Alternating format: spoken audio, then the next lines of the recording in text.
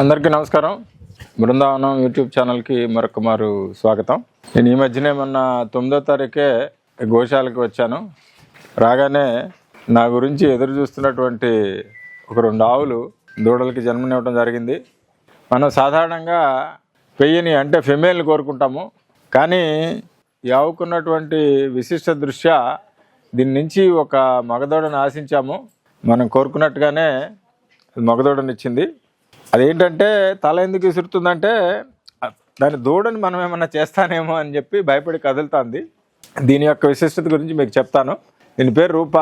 ఇది బాడ్వా సంస్థానానికి చెందినటువంటి రాజపరావోద్ అంగదులకు పుట్టినటువంటి పేయ. ఇది తొలిత మన భీముడితో జతకట్టి మొన్న 11వ తారీఖున ఒక మగదూడకి జన్మనిచ్చింది. ప్యూర్ మీకు అంగద్ గురించి మీకు తెలిసే ఉంటుంది. ప్యూర్ బాడ్వా సంస్థానానికి చెందినటువంటి ఎద్దు.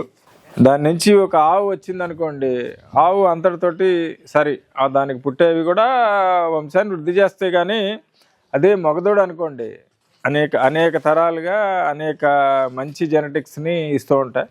అందుకోసమని చెప్పేసి మనము దీని నుంచి మగదూడను కోరుకోవడం జరిగింది. కోరుకున్నట్టుగానే ఇచ్చింది. ఒక రూప. దీని తండ్రి యొక్క ప్రత్యేకత ఏంటంటే టిపికల్గా ఒక విశిష్టమైనటువంటి రంగు కలిగింది. అదే రంగు రూపకు కూడా రావడం జరిగింది. అలాగే హార్న్ ప్యాటర్న్ కానీ అన్నీ కూడా తండ్రిని పోలి ఉన్నాయి.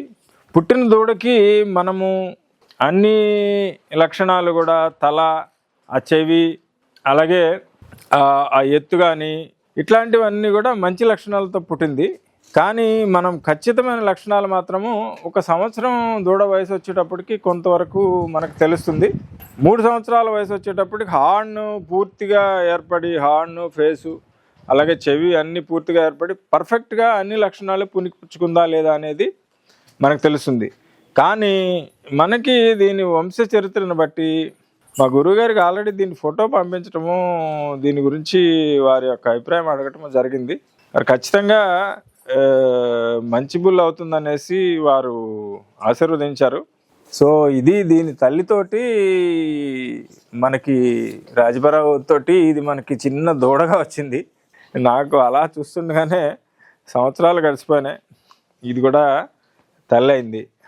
ఇప్పుడు ఎందుకంటే ఈ కంగారంతా ఎందుకంటే దాని దూడని మనమేమి చేస్తున్నామో అని చెప్పేసి అట్లా కొంచెం బెదిరిస్తూ ఉంది మనని. ఇదండి దీని గురించి అప్డేటు. మరిన్ని అప్డేట్స్ స్పెసిఫిక్గా ఒక్కొక్క ఆవు గురించి కొన్ని వివరాలు, దాని జెనెటిక్స్ తెలియజెప్తాను నేను.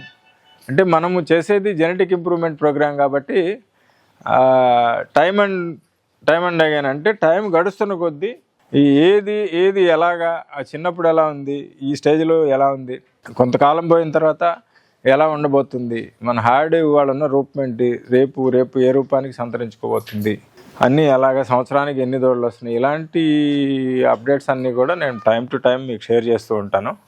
ఈ ప్రత్యేకమైన లక్షణాలు కలిగింది కాబట్టి దీని గురించి నేను ముందుగా చెప్తున్నాను.